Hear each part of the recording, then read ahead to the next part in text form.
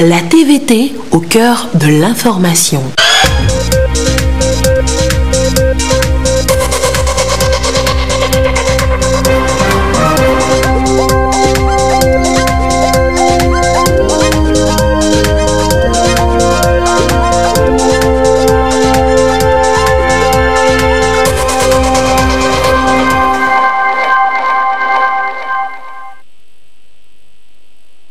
Il est 20h, bonsoir à tous. Dans l'actualité ce lundi, les conditions de travail dans les industries extractives. Bientôt la descente des inspecteurs du travail. Qu'est-ce qu'il faut vérifier? Qu'est-ce qu'il faut contrôler? Eh bien, de nouvelles pratiques font l'objet de formation depuis ce matin. Ce soir, dans cette édition, nous reviendrons sur l'opération Téléfoot Tombola, lancement vendredi dernier en direct à la télévision. Beaucoup d'observateurs parlent déjà du succès de l'opération.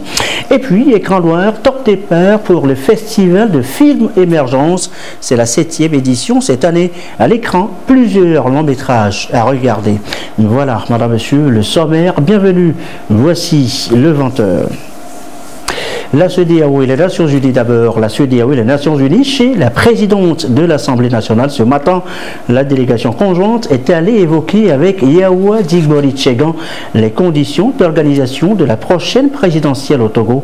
Et voici d'ailleurs les précisions au micro de Karine Orlando.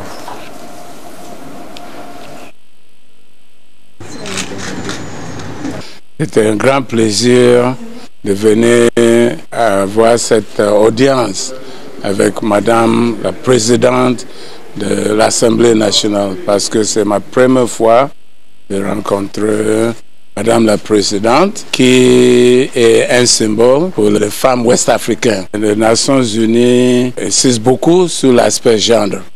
Donc d'avoir une dame éminente comme Madame la Présidente, diriger cette institution très très importante de Togo et encourageant pour les femmes ouest-africaines, les jeunes filles ouest-africaines.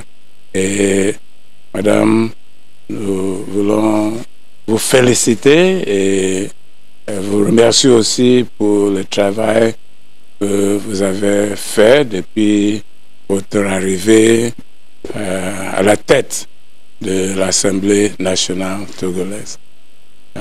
C'est une mission qui est là pour discuter avec les institutions d'État, bien sûr, mais aussi avec le parti politique, les institutions qui vont gérer les élections de l'année 2020 dans l'Afrique de l'Ouest. L'année 2020 sera une année des élections, commençant par ici au Togo. Donc, c'est dans ce contexte que la CEDEAO, Nations Unies, voulait travailler étroitement, comme d'habitude, voir comment nous pouvons être utiles pour assurer des élections crédibles, transparentes, paisibles. Donc, c'est ça le but de notre mission. On était très bien accueillis par Madame la Présidente, le bureau de l'Assemblée nationale, et on a eu des discussions très très fructueuses. Donc accordé ce matin par la présidente de l'Assemblée nationale. A signalé qu'une série de rencontres est prévue également avec les autres institutions de la République ainsi que les autres acteurs impliqués dans le processus électoral. La CEDEAO, précisément encore, l'organisation prépare à Lomé le nouveau partenariat Union européenne-Afrique annoncé pour 2020. Depuis ce matin donc, les experts de la CEDEAO ainsi que ceux de l'UMOA font le point des projets à financer, lesquels précisément, eh bien voilà cela avec Augustin Kossi. Les commissions de la CEDEAO et de l'UMOA se concertent avec l'Union européenne sur le futur de leur partenariat économique et commercial. Les experts sont venus de 13 pays de la sous-région ouest-africaine. Leur tâche, évaluer les projets financés par le Fonds européen de développement. Ils s'informent aussi sur les nouveaux instruments financiers de la coopération avec l'Union européenne. Il s'agit d'une réunion entre acteurs de la coopération Union européenne-Afrique de l'Ouest. L'un de ces sujets concerne la mise en œuvre des programmes indicatifs régionaux et nationaux financés sur les 10e et 11e fonds européens de développement. Également, pour échanger leurs analyses et leurs vues sur l'évolution des négociations entre l'Union européenne et la région Afrique, Caraïbes, Pacifique, également dans l'environnement de cette coopération. Le plan d'investissement extérieur européen qui est le nouvel instrument envisagé pour la coopération avec l'Union européenne et qui devrait remplacer, se substituer à celui que nous avons connu depuis toujours, le Fonds européen de développement. Cette rencontre de concertation est le deuxième du genre après celle de Ouagadougou en 2018. Ici à Lomé, les acteurs réunis au sein du comité d'appui aux ordonnateurs régionaux et nationaux du FED vont aborder aussi les questions liées aux nouveaux défis, le changement climatique, la sécurité et la stabilité notamment. Sur cet ensemble de sujets, les acteurs régionaux et les acteurs nationaux de la coopération avec l'Union européenne ont besoin d'échanger, de croiser leurs analyses afin de rendre cohérentes leurs propositions ou leur approche de la coopération avec l'Union européenne. La rencontre est d'autant plus capitale, surtout à l'heure des négociations post-Cotonou et de la nouvelle alliance Europe-Afrique. Au terme des travaux, les experts devront proposer des recommandations pour la prochaine réunion stratégique de l'organisation en 2020. Des suggestions qui pourront inspirer les ordonnateurs pour une gestion efficace du nouveau partenariat économique et commercial Union européenne-Afrique.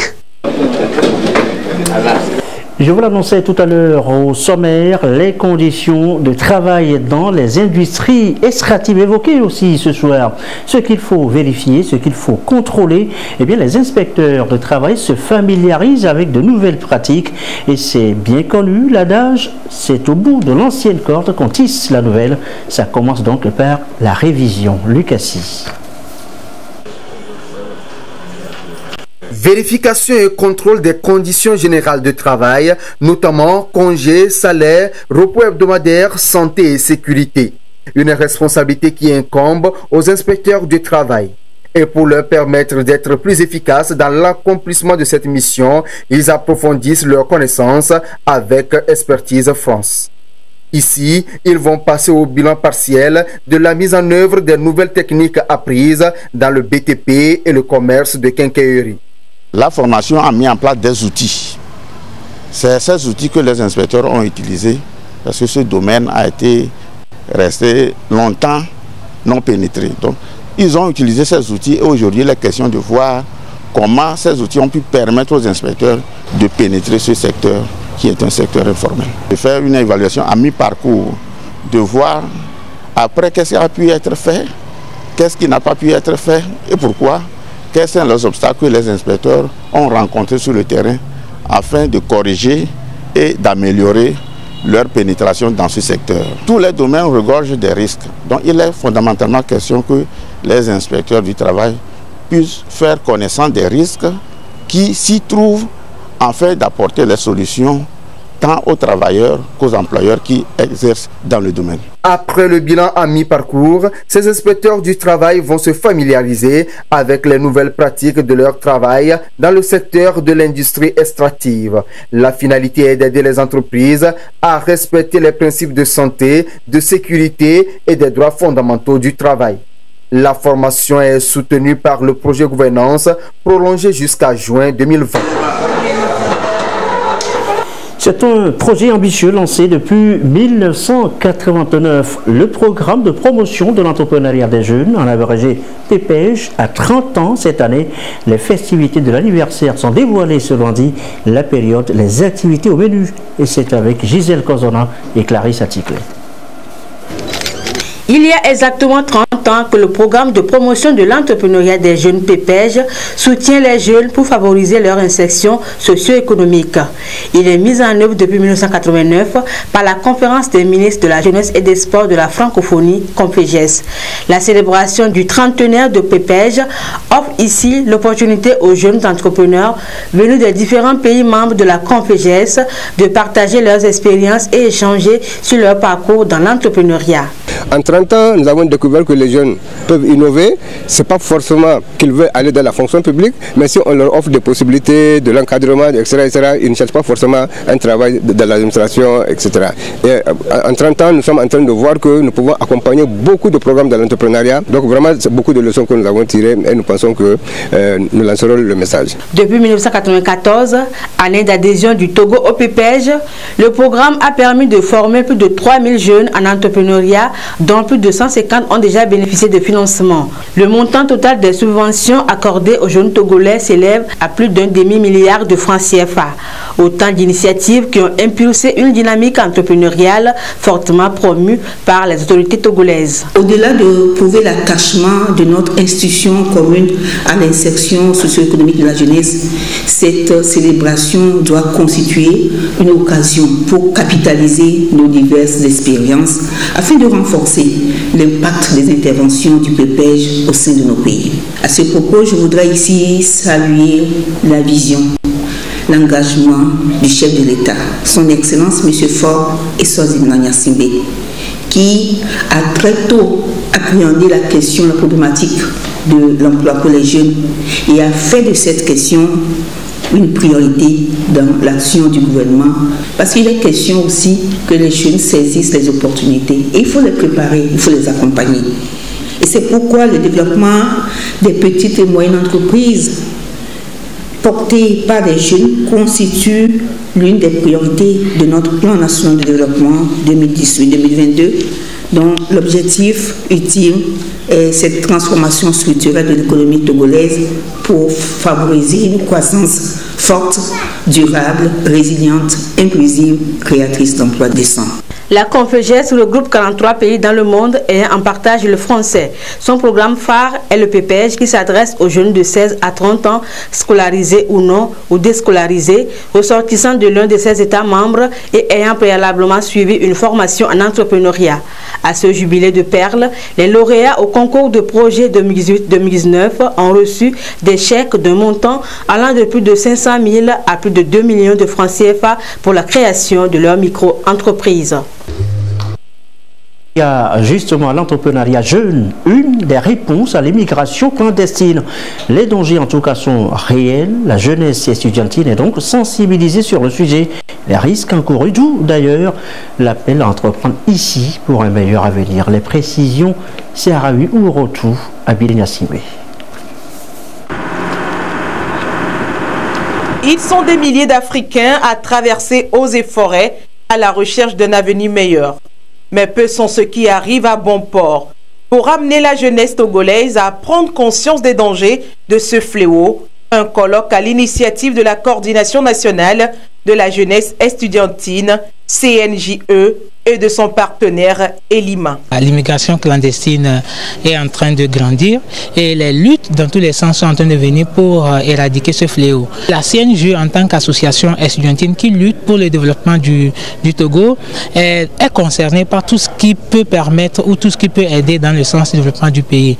L'immigration illégale est une chose qui tue. C'est un thème dont il faut débattre afin que les enfants qui veulent quand même voyager sachent pourquoi ils voyagent et avec quel bagage ils voyagent. Ne pas partir les mains vides sans bagage intellectuel pour aller se retrouver comme des mendiants en Europe ou sur d'autres continents. Et nous voulons leur montrer qu'en Afrique, nous avons toutes les possibilités de créer des richesses, de pouvoir aboutir à nos rêves et que l'avenir, c'est ici. Pour promouvoir l'entrepreneuriat et inciter la jeunesse togolaise à rester au pays, des mécanismes incitatifs sont mis en place par le gouvernement. Il y a des agences, notamment l'Agence nationale pour l'emploi, qui a été créée en 2018 par 2008. Il y a aussi la NVT, l'Agence nationale de volontariat au Togo. Il y a aussi le FAEJ. Nous avons signé un certain nombre de conventions en lien avec le ministère des Affaires étrangères et de la coopération du Togo pour faciliter l'immigration légale des Togolais. L'immigration clandestine prive le continent africain de beaucoup de cerveaux et bras valides à même d'aider le pays d'origine à se développer. La CNJE fait de ce combat sien en accompagnant le gouvernement dans la lutte contre ce fléau. Ici, on peut le dire, c'est tout le monde qui en profite aujourd'hui. Les jeunes encore plus. L'Internet fait désormais notre quotidien, mais est-ce toujours à toute fin utile? Question justement aux jeunes ce matin à l'auditorium de l'Université de Lomé. Objectif, les amener à bien utiliser Internet. Les précisions de Komu Boyondé. De l'Internet au Togo, un outil de plus en plus dans les habitudes de travail des Togolais, en l'occurrence les jeunes. Et pourtant, les besoins sont encore loin d'être satisfaits vu la disponibilité de l'outil sur le territoire. Que faire donc pour aider à trouver une solution durable à cette situation? Les jeunes Togolais y réfléchissent. Les jeunes sont désireux de participer pleinement au développement de notre pays. Et l'Internet, comme vous le savez tous, est un outil aujourd'hui qui permet un levier de développement socio-économique des populations. Et si nous disons que notre population est majoritairement jeune, vous comprendrez donc que les jeunes doivent se saisir de cet outil pour pouvoir faire évoluer notre pays. Et donc, les jeunes veulent aujourd'hui réaffirmer leur volonté de contribuer au développement de l'Internet, mais alors dans quelles conditions? C'est aussi une occasion pour sensibiliser les uns et les autres, mais surtout plaider en faveur de la disponibilité de l'outil Internet. Internet nous sert, nous devons aussi savoir comment est-ce que cela est mis à notre disposition. Internet, tant que disponible pour nous, nous voulons aussi savoir qu'est-ce que nous pouvons faire pour l'améliorer. Parce que vous n'êtes pas sans savoir que Internet est là, mais des fois, nous avons un manque de disponibilité. Par exemple, au niveau d'Afrique, il y a des lois qui sont votées chaque année. Et parce qu'on n'est pas présent à ces réunions, on n'arrive pas à dire non à certaines lois. Prenons juste l'exemple des adresses IP, qui sont les ressources rares d'Internet. Ils sont gérés par l'Afrique. Il y a certaines lois qu'il faudrait que la jeunesse soit consciente de cela, qu'ils participent aux débats qui se tiennent. Selon les estimations, seuls 15% des besoins sont disponibles. Cette rencontre va permettre d'accoucher des recommandations qui seront soumises à qui de droit. Autre titre de l'actualité ce soir, l'opération Téléfood Tombola, ça prend. La cagnotte promet déjà près de 350 millions de francs CFA récoltés, presque la moitié du montant attendu. Cérémonie vendredi soir en direct à la télévision nationale. Le récit Ulrich Amégan et Kwesala. C'était vendredi 8 novembre, en direct sur la télévision togolaise. Par surprise, le talk show du 3e tirage de la grande Tombola Téléfood de 2019 annonce de nouveaux heureux gagnants. Comme les propriétaires de ces numéros, ils sont 10 à faire leur entrée dans la liste des lauréats de cette initiative Téléfood du ministère de l'Agriculture. J'étais à l'école seulement, j'ai reçu le message dans mon appareil, soit disant qu'il y a des lots à gagner, d'envoyer juste don sur le numéro 2828. Et ça me donne vraiment, je sais pas, je vais dire que c'est waouh quoi. Bon, j'ai gagné une bourse en licence en agro-business et je pense que cette bourse me permettra de pouvoir poursuivre mes rêves. Je suis le lauréat pour le prix du billet d'avion, Lomé Paris-Lomé. Actuellement, je me réjouis jusqu'à présent de ce lot. Une initiative pareille devrait être répétée chaque année et ainsi on verra sortir du sol togolais plein de ressources qui permettront le développement de l'agriculture et par ricochet le développement de l'économie togolaise. Pour cette opération Téléfood 2019, plus de 342 millions de francs CFA sont mobilisés sur les 800 millions prévus. Au terme de la collecte des fonds, 1000 jeunes et femmes devront être financés pour entreprendre dans le secteur de l'agriculture. Nous avons mobilisé par la générosité de chaque individu qui a bien voulu croire en cette opération. Nous avons mobilisé par l'effort de travail de milliers de personnes qui chaque jour ont œuvré pour la réalisation. Par nos partenaires, par les médias, nous avons réussi à rassurer les populations sur la faisabilité. Nous sommes certains que les partenaires qui sont encore en instance vont pouvoir nous permettre d'atteindre le gap. Agir pour l'avenir, une alimentation saine pour un monde fin zéro. Tel est l'objectif de cette opération. Plusieurs artistes se sont joints au projet pour inciter la jeunesse togolaise à une forte mobilisation. La grande finale de ce jeu est prévue pour décembre prochain. Voilà, opération Téléfoot Tombola en direct dans les studios de la télévision togolaise. Elle n'est pas passée inaperçue non plus pour les alliés. La date du jour, le 11 novembre.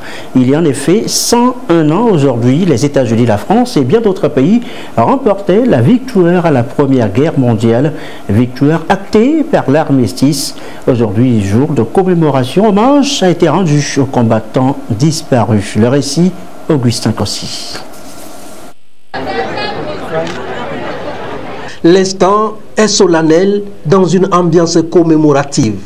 Les représentations diplomatiques et consulaires reçoivent des honneurs militaires des anciens combattants.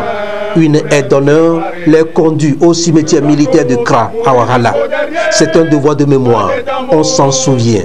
Il y a un siècle, un an après la fin des combats de la Première Guerre mondiale, le 11 novembre 1919, fut signé l'armistice, la reconnaissance de la victoire des Alliés et la défaite de l'Allemagne.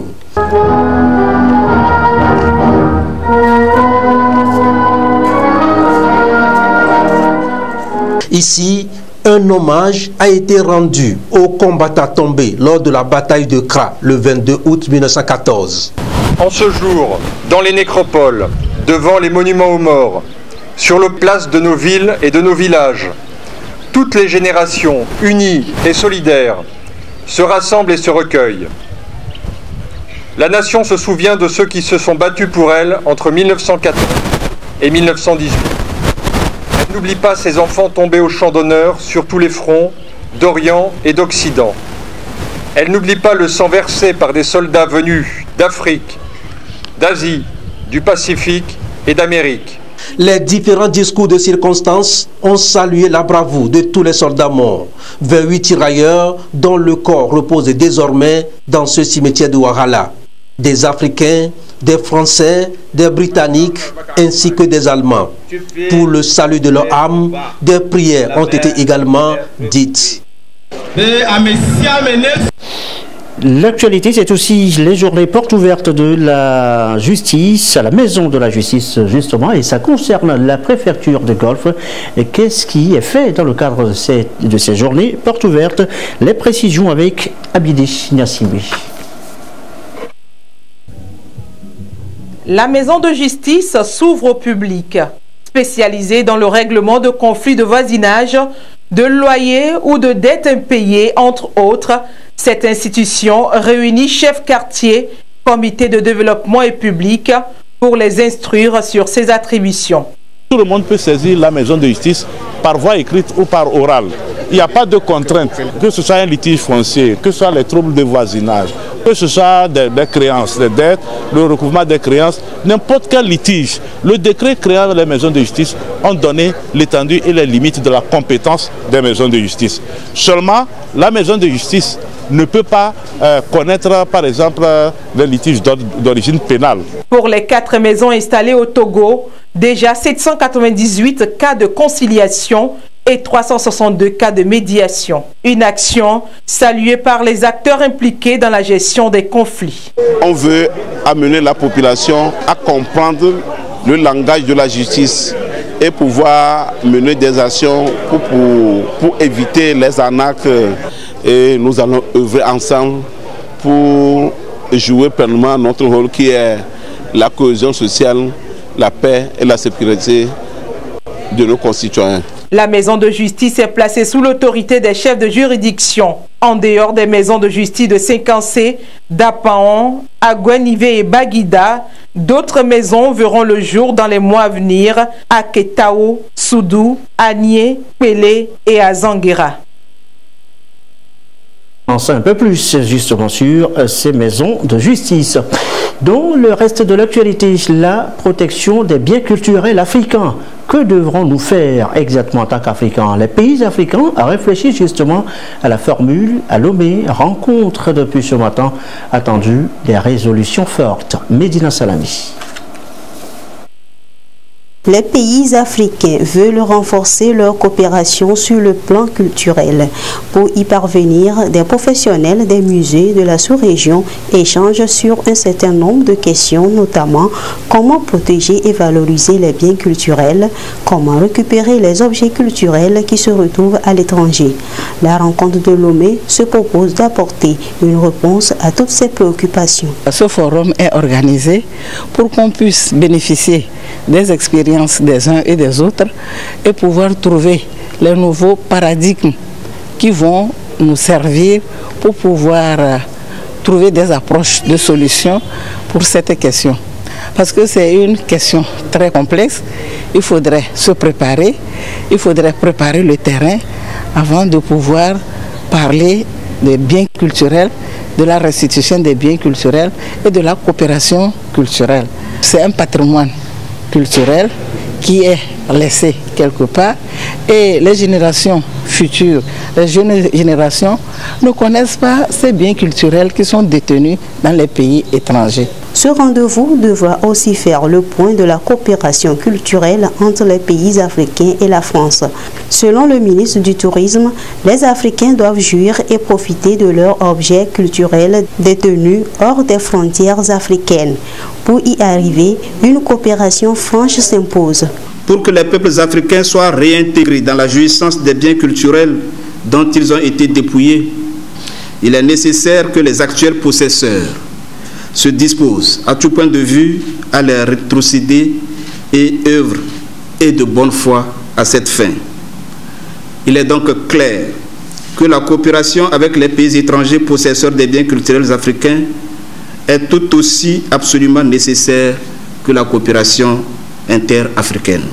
De ce forum, l'on espère des modalités pratiques de coopération efficientes, les moyens d'une mutualisation des ressources et une coordination du processus de mise en œuvre de la restitution des biens culturels.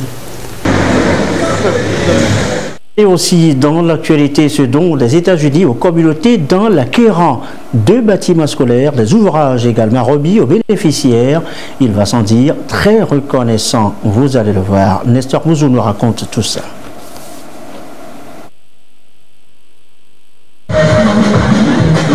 Chacun des 2 bâtiments est composé de 3 classes avec un bureau pour l'administration. Un système photovoltaïque est installé pour leur fournir de l'électricité pour alimenter les lampes et les brasseurs. À cela s'ajoute un dispositif de rétention d'eau de pluie et des latrines. Les ouvrages ont été réalisés par l'ambassade des États-Unis d'Amérique au Togo sur le programme Self-Help, programme d'auto-assistance, et ceci en collaboration avec le corps des ingénieurs des forces armées américaines pour renforcer les ouvrages qui existaient. Notre programme d'auto-assistance a plusieurs pistes. D'abord, nous aidons avec les écoles et l'éducation. Bien sûr, c'est très important pour l'avenir de Togo d'avoir les enfants éduqués dans de bonnes conditions. Alors, vous cherchez d'aider avec ça. Et bien sûr, la santé, c'est important pour tous les Togolais. Alors, nous aidons avec les cliniques aussi. Et la 3e piste que nous faisons avec notre programme d'auto-assistance, c'est d'aider avec les projets de communauté pour avoir un profit pour un produit agricole. Le coût total des ouvrages dont les États-Unis d'Amérique ont doté l'école primaire publique d'Oulolita Groupe B est de 100 millions de francs CFA. Les parents d'élèves, les élèves et les enseignants ne peuvent plus se plaindre des mauvaises conditions d'apprentissage. C'est un grand sentiment de joie qui anime les parents, les enfants et nous les enseignants. Depuis longtemps, à chaque rentrée, ce sont des tracasseries. Il faut appeler les parents pour remonter les ampatams. C'est un problème pour les parents. Et depuis longtemps, quand il y a les nuages, quand il y a le vent, le papa qui est à la maison est inquiet parce que son enfant n'est pas dans de bonnes conditions d'apprentissage. Aujourd'hui, un enfant qui quitte la maison est fier de venir dans une école où tout est mis en place. En témoignant sa gratitude et celle des plus hautes autorités du pays au peuple américain, le préfet de la Kéran a appelé les bénéficiaires à entretenir le joyau pour qu'il puisse durer et servir pendant longtemps. Nsarima Mavida Douti a salué l'excellence des relations qui existent entre le Togo et les États-Unis d'Amérique et souhaité que ces relations se raffermissent davantage au grand bonheur des peuples de ces deux pays. Nous bénéficions du fruit. Allez, on parle cinéma maintenant, juste pour vous signaler le début à Lomé du festival de films émergents, je vous l'annonce en titre. Coup d'envoi samedi au Palais des Congrès de Lomé à l'affiche de cette 6e édition de films togolais et ghanéens. À regarder sur écran géant, nous reviendrons à l'image sur ce lancement dans les prochaines éditions. Ce public reportage pour refermer cette édition et en même temps c'est une question de santé pour nous aujourd'hui. Vous le savez, la marche, c'est maintenant recommandé, ça peut faire sourire nos aïeux. C'est l'activité pourtant samedi dans les rues de Lomé pour marquer la 7e édition de la journée EcoBank au Togo. Pourquoi la marche? Réponse dans ce reportage de Sarawi Ourotou, Serge Tastom avec Ekwissala.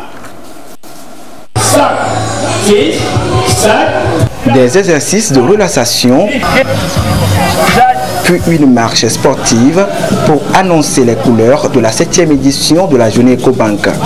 Partie du stade Omnisport de Lomé, la marche a sillonné les artères du quartier administratif. L'exercice est dressé contre les maladies non transmissibles. Deuxième cause de décès au Togo, ces maladies notamment le cancer, le diabète, l'asthme, l'hypertension dite tueuse silencieuse peuvent être évités par de simples comportements tels que la pratique du sport. Et justement, c'est ce à quoi répond cette marche de santé et de sensibilisation. Le sport, c'est l'un des remèdes les plus efficaces pour éviter les maladies non transmissibles. On a un programme sur 3 ans. Cette année, le focus est sur les cancers, que ce soit les cancers du sein ou que ce soit les cancers du col de l'utérus. Et l'année prochaine, on mettra l'accent sur les maladies cardiaques. Pour cette campagne, la Banque panafricaine met un accent particulier sur le cancer du sein et du col de l'utérus. L'OMS, pour sa part, a félicité l'initiative de EcoBank qui, pour elle, vient renforcer les efforts de la mise en œuvre de la résolution de l'Assemblée générale des Nations unies de 2011, traduite par le Plan mondial de lutte contre les maladies non transmissibles. On estime que le fardeau mondial du cancer atteint 18,1 millions de nouveaux cas et 9,6 millions de décès en 2018. On estime aussi qu'un homme sur 5 et une femme sur 6 dans le monde développe ou développera un cancer au cours de sa vie et un homme sur 8 et une femme sur 11 meurt de cette maladie. C'est très sérieux et ceci nous interpelle. Il est vraiment possible de prévenir et de vaincre les maladies non transmissibles.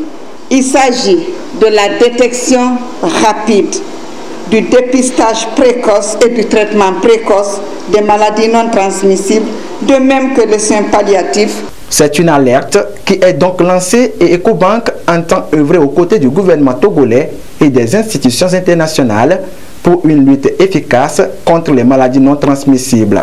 Le ministre de la Santé et de l'Hygiène publique, en lançant officiellement cette journée, a insisté sur l'investissement dans le secteur de la santé. Le secteur de la santé doit être perçu comme un facteur de développement. Il est difficile d'imaginer un seul instant de booster le développement avec une population qui n'est pas en bonne santé. Toutes ces maladies ont un certain nombre de facteurs communs. Le fait d'être obèse, et c'est pourquoi pour éviter d'être gros, il faut avoir une activité sportive. Il faut éviter trop de sucre dans les aliments. Il faut éviter trop d'huile. Il faut éviter ce qui est trop gras.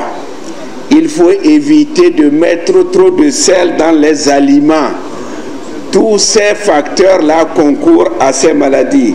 Sur place, des équipes de dépistage du diabète, d'hypertension et de conseils hygiéno-diététiques au service des visiteurs.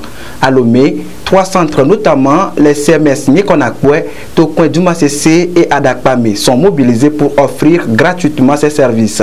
La journée EcoBank est observée simultanément dans les 33 pays d'Afrique où la banque opère. Conseil santé, conseil pratique et quelques communiqués avant de nous séparer ce soir. Communiqué du ministre de la Sécurité et de la Protection civile. Dans le cadre de la célébration de la journée de la fonction publique, le ministère de la Sécurité et de la Protection civile organise du 11 novembre au 15 décembre 2019 des opérations administration rapide de proximité dans les régions de la Kara et des plateaux suivant le programme ci-après. Du 11 au 29 novembre 2019, la phase de sensibilisation des lycéens sur les conditions d'établissement des documents d'identité. Du 25 novembre au 15 décembre 2019, la phase de collecte des données pour la production des cartes nationales d'identité. Durant la phase des collectes, il sera procédé à la délivrance dans les brefs délais des cartes nationales d'identité aux usagers. Le public est ainsi convié à y participer massivement. Autre communiqué, le dernier ce soir, communiqué de la HAC. Le président de la Haute Autorité de l'Audiovisuel et de la Communication porte à la connaissance des promoteurs d'entreprises de presse et des professionnels et techniciens de la communication qu'il sera organisé du 2 au 5 décembre 2019 une session spéciale d'examen des dossiers de déclaration, de parution, des publications écrites et en ligne et des dossiers de demande de délivrance de la carte de presse. À cet effet, il invite tous ceux qui sont intéressés par la publication d'organes de presse écrites et en ligne et les journalistes et techniciens de la communication à faire parvenir à la HAC leur dossier au plus tard 20 novembre 2019. Seules les entreprises de presse dûment constituées en société sont autorisées à créer des organes de presse. Quant aux demandes de délivrance de la carte de presse, elles peuvent être formulées par les journalistes ou techniciens de la communication eux-mêmes ou par les directeurs de publication. La carte de presse, seul document d'identification professionnelle du journaliste ou technicien de la communication, est exigée pour la couverture des manifestations publiques et l'accès aux sources d'information. La prochaine session d'examen des dossiers de demande de récépissé et de carte de presse aura lieu en mai 2020. Les renseignements sur les conditions à remplir dans les deux cas peuvent être obtenus auprès des services compétents de la HAC. Et voilà qui referme ce journal. Merci à vous qui nous suivez ce soir à Ouagadougou, au Burkina Faso et comme d'habitude, toujours fidèlement, belle soirée.